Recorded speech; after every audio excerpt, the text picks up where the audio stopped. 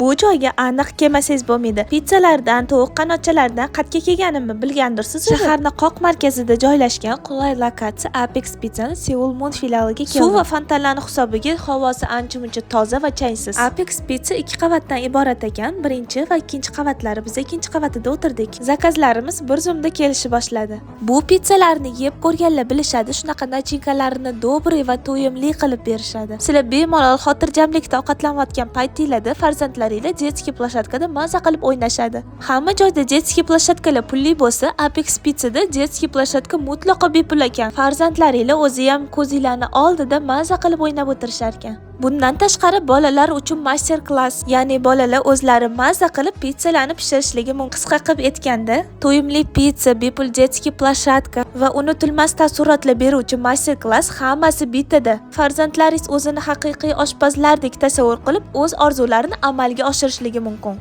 Ukam o'zi pishirgan pizzalarni maza qilib yeb olib, shunaqa sovg'alarga ham ega bo'ldi. Va oxirida shirinliksiz bo'lmaydi deb sinabonlar bilan issiqqina limon choylarni ichib ketdik.